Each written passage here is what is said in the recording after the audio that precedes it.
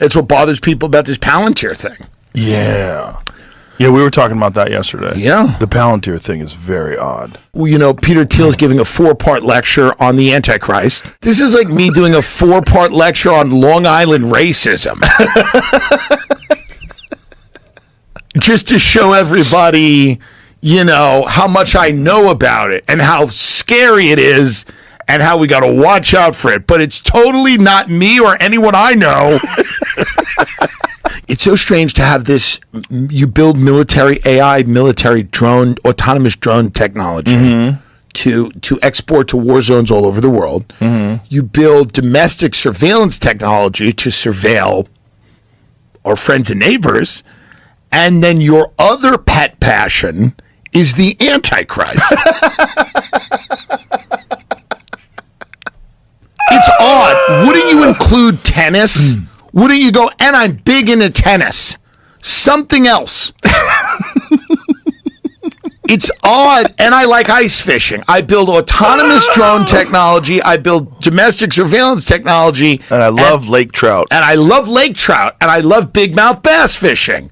Yeah. But instead, he goes, and I've also developed quite a keen interest in Satan. And I'd love to. The Trump administration wants your data, but why?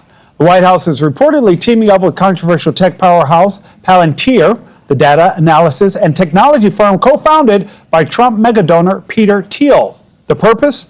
To build a federal database tracking millions of Americans. Supporters say it'll stop fraud and boost efficiency. Critics call it a surveillance nightmare. But what's really happening? And why is this new system sparking so much outrage? Now, let me explain a little bit, and I want to ask some questions. Many of you, I'm sure, have heard of Palantir, which is a large data company, has a lot of connections to Elon Musk, to Doge. And in March, Donald Trump issued an executive order that would increase the sharing of all unclassified data between and among federal agencies. It directed agency heads to authorize and facilitate both the intra- and inter-agency sharing and consolidation of unclassified agency records.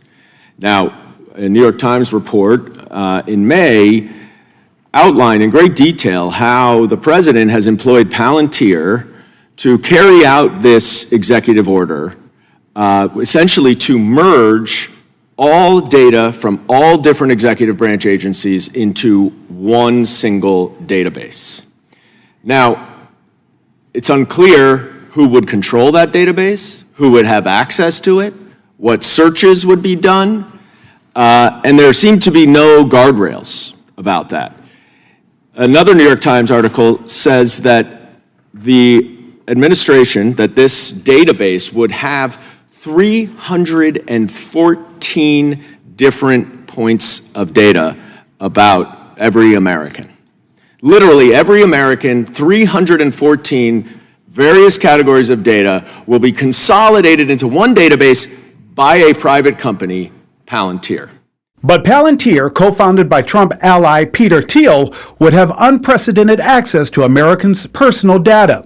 That has some employees walking away. The fears go beyond privacy. Critics say the system could be weaponized, used to go after political opponents or vulnerable communities. And once the data's centralized, it's nearly impossible to undo, and it could make it more difficult to protect. In this case, now, instead of something being segmented, now potentially an entire mass database of virtually the entire U.S. population could be at risk.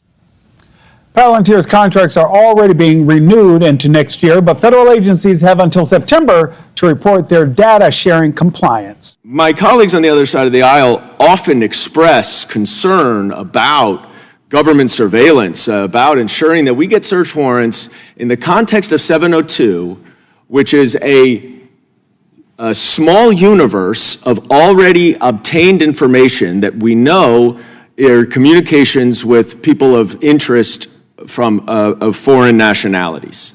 Here, we just have every American's data put into one database with no guidelines, no restrictions. We don't know what Palantir is doing. We don't know what Doge is doing. We don't know what Elon Musk is doing. it essentially creates a one-stop shop for all Americans' data, which, as we're talking about cybersecurity, I'm sure you all agree that creates a tremendous cybersecurity risk if China or Russia were to hack this. Our next guest is sounding the alarm that Silicon Valley and the West have lost their way. Joining us right now is Alex Carr, Palantir CEO and co-founder. Everything you learned at your school and college about how the world works is intellectually incorrect. And here is a way of seeing the world that may not be right, but it's not wrong.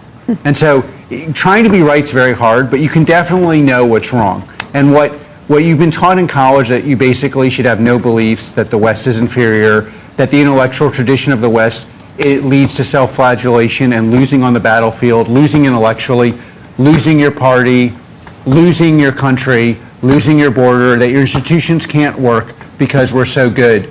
It's actually wrong. And the West was actually never about that. And you can be good, decent, and win, and be intellectually correct. And what was absolutely spot on about what's in the book is we have this technological revolution.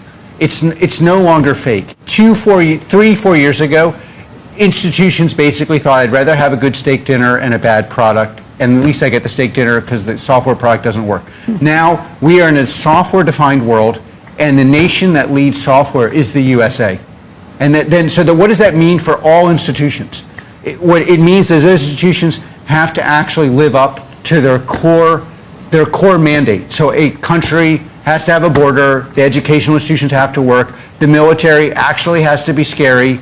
You actually can have things function in a way where the outputs are much greater than the inputs. And people who ignore this are going to be washed away. And by the way, you can't talk about it not working because it's a religion. So it's not even, and it's a new religion. It's not an old great religion, Judaism, Christianity, Islam. It's a new religion, and the tenets are West is bad, nothing can work. If it works, it's bad, and the West is, and that way of thinking has corroded every aspect of our society. Last not least, it leads to a situation where you get a complete corrosion of all institutions and to a legitimacy crisis. So no one actually believes anyone's an expert. I'll just make this last point.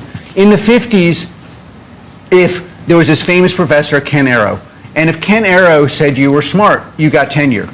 And why did that happen? It was because people knew Ken Arrow is smart, the institution he represents is the best in the world. There is no one like, honestly, the only thing like that currently in tech is a Palantir degree. If you work for Palantir, everyone knows you're good. And that's basically, none of these, like when we went to school, the schools actually had credibility. The science was actually science. I mean, there was nothing in the Biden administration that approximates this collection of data, this opportunity for the government to spy on its citizens. And I'm not even talking about breaking laws under the tax code and sharing tax information with immigration enforcement agencies. I'm not even talking about sharing, the tax information or Social Security Administration information. This is just every piece of data that is out there in the government's control, consolidated with one private company and one database. And so I would ask my friend, Chairman Biggs, to think about whether, if you are truly worried about government surveillance, why are we not doing any oversight of Palantir, its contracts with the government, its consolidation of all Americans' personal information into one database?